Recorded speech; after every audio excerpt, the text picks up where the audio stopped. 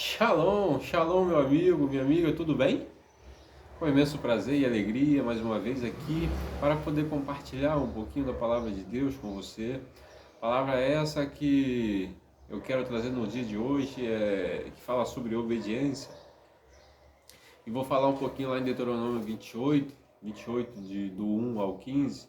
Vamos falar apenas alguns versículos, mas o contexto geral é sobre José do Egito, José filho de Jacó, mas para mim no momento José do fundo do poço a governador do Egito, do fundo do poço a governador do Egito. E aí, como que você se encontra hoje? Como se encontra a sua vida financeira? Como se encontra a sua vida espiritual? Como se encontra a sua saúde, o seu casamento? Tá no fundo do poço ou você governa a sua vida? Claro, se você governa a sua vida é porque Deus está no controle. Deus no controle, assim como foi na vida de José. O propósito era de Deus na vida de José lá no Egito, ao qual o tornou governador. E você? Como é que está a sua situação? Quer continuar no fundo do poço ou quer sair? Quer deixar com que a situação te abata ou te leve para um final ruim? Ou quer dar a volta por cima e ser feliz? E realmente estar no centro da vontade de Deus? Para que tudo isso aconteça, é necessário apenas uma palavrinha. Isso, vou te contar um segredo. E é pequena. Você sabe qual é? Você sabe o que José praticou no Egito? Não? Não? Então, obediência. Deuteronômio 28 fala assim: E será que, se ouvires a voz do Senhor teu Deus, tendo cuidado de guardar todos os seus mandamentos, que hoje eu te ordeno, o Senhor teu Deus te exaltará sobre todas as nações da terra. E todas estas bênçãos virão sobre ti e te alcançarão, quando ouvires a voz do Senhor teu Deus. Bendito serás na cidade, bendito serás no campo. Bendito o fruto do teu ventre e o fruto da tua terra, e o fruto dos teus animais, e a cria das tuas vacas e das tuas ovelhas. Bendito o teu cesto e a tua amassadeira. Bendito serás ao entrares, e bendito serás ao saíres. O Senhor entregará feridos diante de ti os teus inimigos, que se levantarem contra ti. Por um caminho sairão contra ti, mas por 7 caminhos fugirão da tua presença. O Senhor mandará que a bênção esteja contigo nos teus celeiros, e em tudo quanto puseres a tua mão, e te abençoará na terra que te der o Senhor teu Deus. Para José foi a terra do Egito. Engraçado, né? Um hebreu sair para governar o Egito. Então, quem imaginaria? E o fez. E o fez com extrema eficiência e qualidade. Vamos lá falar um pouquinho de José? Rapaz de 17 anos, amado pelo seu pai, com mais 11 irmãos. Um deles era Benjamim, que era de pai e mãe, né? De Jacó e Raquel, claro. Amado pelo pai, pastor de ovelhas e um sonhador. Deus já lhe havia dado 2 sonhos, ao qual nesses sonhos, né, mostrava aí o futuro de José. E José conta os sonhos para os seus irmãos, que já não gostavam dele, pelo pai o amar mais que a todos, por ele entregar as coisas erradas que os irmãos faziam ao pai, ou seja, e ainda José vai ser um sonhador, mostrando que no sonho os irmãos se curvariam diante dele, assim como seu pai. Até mesmo o pai repreende no segundo sonho, dizendo para que não fale mais aquilo. Mas até mesmo o pai vai pensar sobre o assunto. Certo dia, a pedido do seu pai, José vai em busca dos seus irmãos e os encontram. Eles estão perto de um poço, cuidando das ovelhas, e planejam ali, ou seja, deixam entrar no coração uma raiva, planejando matar o irmão José.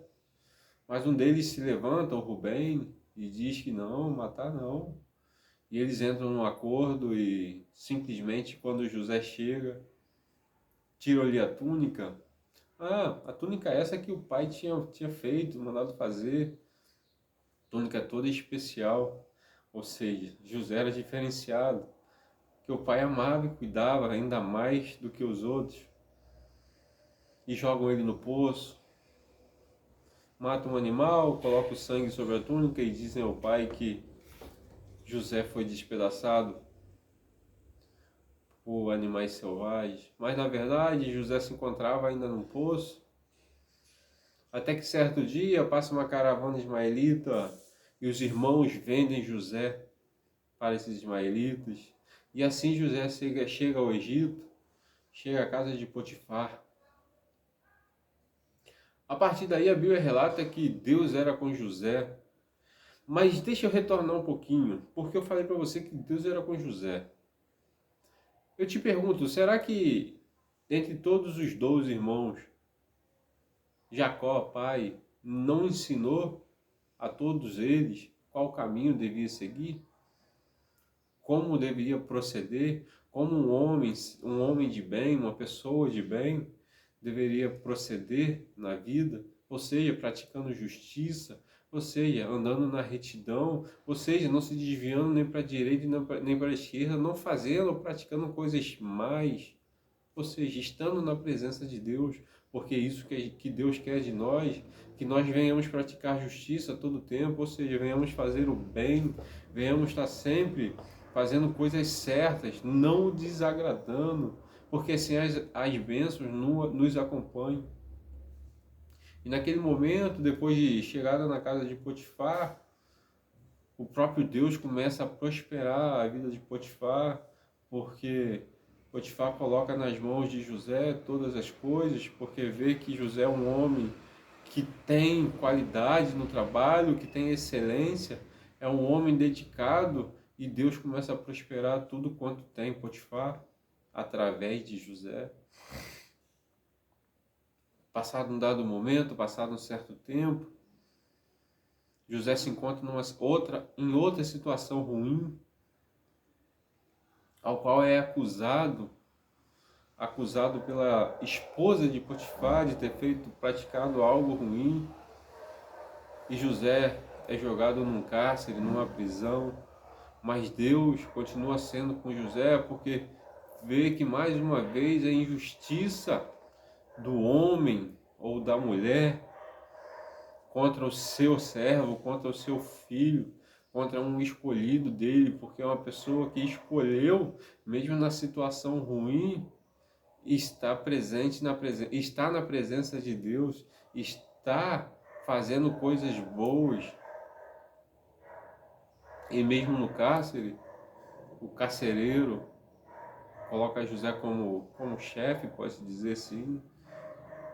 Dado um momento, Faraó, através de um problema interno, manda o padeiro e o copeiro para a prisão.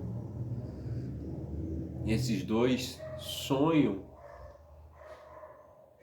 E José interpreta esses sonhos.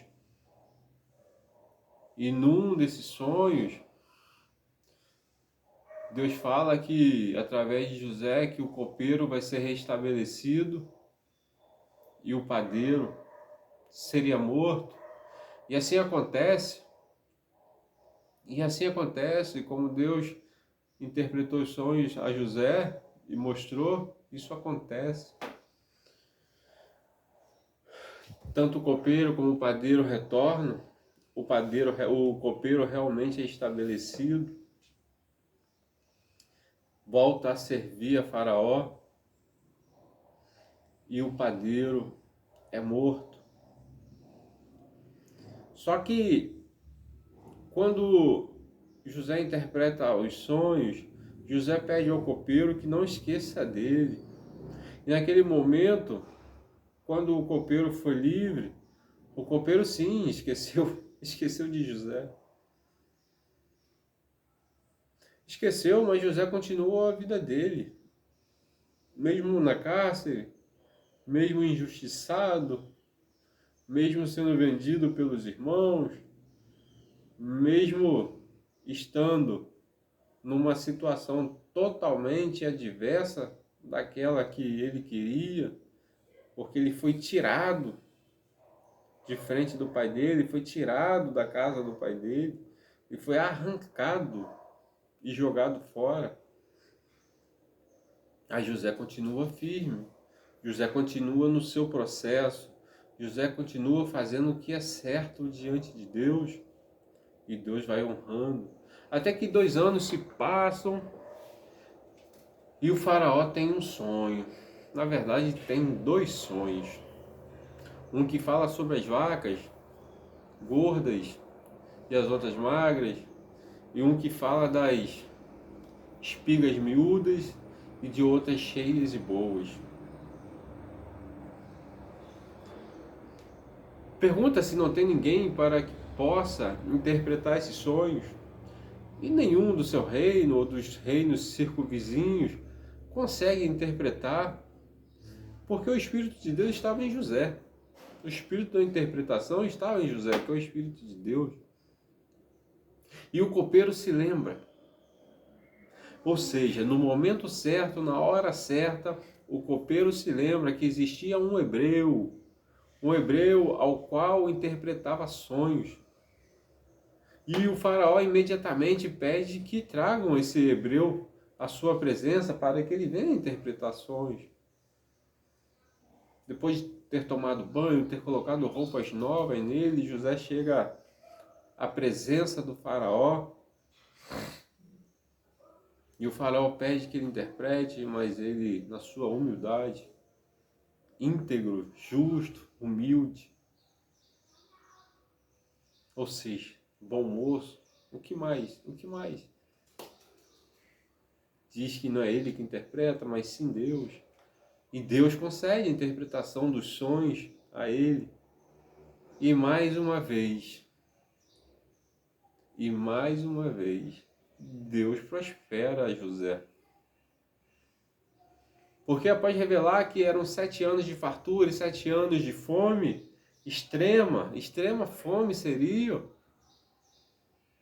José manda que Faraó coloque, ou pede que Faraó coloque uma pessoa com autoconhecimento para que pudesse administrar todas as coisas, todas as colheitas, todas as plantações do Faraó, para que pudesse juntar a 5ª parte de tudo.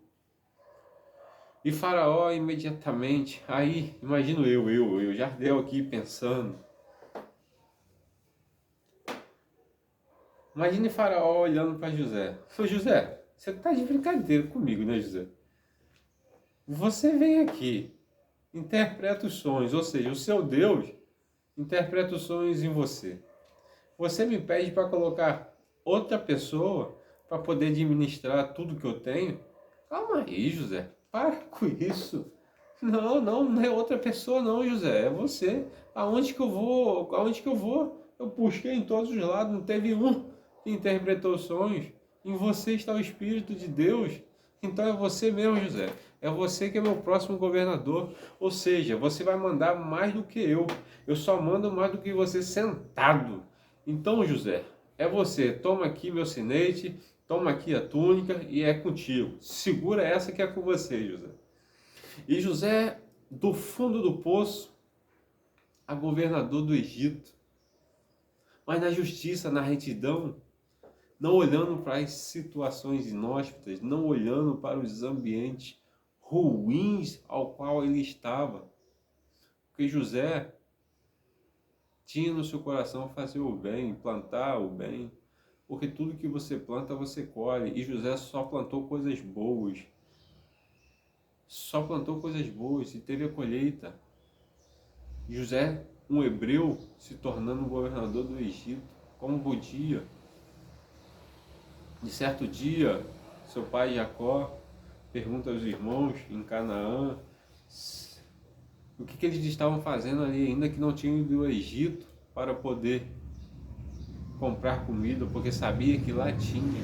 Ou seja, todo o mundo já perecia, todas as nações já pereciam, menos o Egito, porque através de José, através do propósito de Deus na vida de José, ela prosperava, ela tinha comida para dar e vender. E quando chegaram lá, José rapidamente viu que eram seus irmãos. E por um momento, José, acredito eu, deve ter vindo todos os sentimentos na sua mente, sentimento de raiva, porque ele foi vendido pelos irmãos, ele foi jogado fora. É como não valesse nada, como José não valesse nada para os irmãos. Mas por um momento ele teve raiva e depois ele falou, ele penso eu, né, acredito eu, colocou as suas ideias no lugar e viu que o melhor a se fazer era continuar sendo justo. E o seu pai e os seus irmãos tiveram que reconhecer, principalmente os seus irmãos, né, tiveram que reconhecer que Deus era na vida de José, que Deus tinha feito o melhor por ele para poder salvar muitos, inclusive eles. E José aí mostra um coração perdoador, um coração cheio de misericórdia. Então, meu amigo, minha amiga, a situação pode estar ruim, as pessoas podem estar tentando contra a sua vida financeira, o seu casamento, a sua vida espiritual pode estar de mal a pior, mas cabe a você aí, meu amigo, minha amiga, cabe a você mudar esse quadro, mas é confiando em Deus, deixando tudo nas mãos do Senhor, porque só Ele para mudar o quadro adverso de nossas vidas. Se você se encontra desobediente, se você ainda não se batizou nas águas, se você ainda não conhece a Deus, volte a ser obediente. Se você ainda não conhece, busque conhecer, bata, porque Deus está às portas, o Senhor Jesus Cristo está às portas. Então, Ele quer entrar. Mas para entrar você tem que deixar ele entrar. Então procure sim, procure ser obediente. Imagine só imagine, você tem filho ou você tiver filha, você gosta que seus filhos e suas filhas te desobedeçam? Acredito que não. Eu particularmente eu não gosto. E aí, você desobedece a Deus? Então você acha que Deus gosta? Não, mas Deus vai te punir? Também não. Porque se você estiver plantando coisa boa, vai retornar, a lei da semeadura. Se você estiver plantando coisa ruim, vai retornar. E Deus, o que tem a ver com isso? Nada, você escolheu fazer o mal, então a culpa não é de Deus, é sua. A mensagem é que independente da situação, independente do momento que você se encontra, Deus, ele pode mudar o quadro da sua vida. Deus, ele pode mudar o quadro da sua história. Deus pode fazer a transformação daquilo que você precisa. E Deus hoje quer que você venha ouvir a voz dele através dos seus servos e servas, os pastores, bispos, dos bispos e diáconos, dos presbíteros, ou seja, Deus quer que você venha ser obediente, assim como José foi lá atrás, assim como Josué foi, assim como seus servos e servas foram no passado obedientes. Deus quer que você hoje seja obediente. Porque se você for obediente e você seguir as diretrizes, os mandamentos do Senhor, tudo aquilo que é bom virá para você. Porque o importante não são as bênçãos, mas o importante é o abençoador estar com você. E hoje eu digo para você, aquele que crê e for batizado será salvo, mas o que não crê por si só já está condenado. Porque é a palavra que diz, aquele que crê no Senhor Jesus Cristo e for batizado será salvo, mas aquele que não crê por si só já está condenado. Meu amigo, meu amigo, minha amiga, eu quero que você reflita nessa mensagem e saiba que Deus está de braços abertos para você. Deus está à sua espera. Deus só quer que você seja obediente. Obediência é tudo. A chave, o segredo da vitória é obediência. Então, hoje eu termino agradecendo a Deus por me dar essa direção, por mostrar essa direção para você. Seja obediente. Você sabe o que é ser obediente. Você sabe o que é praticar justiça. Você sabe o que é ser reto. Você sabe disso. Então, meu amigo, minha amiga, acredito que essa mensagem irá edificar muito a sua vida. Mas não somente ouça, pratique. Pratique. Porque Deus é bom o tempo todo. E o tempo todo, Deus é bom. Até uma próxima. Shalom.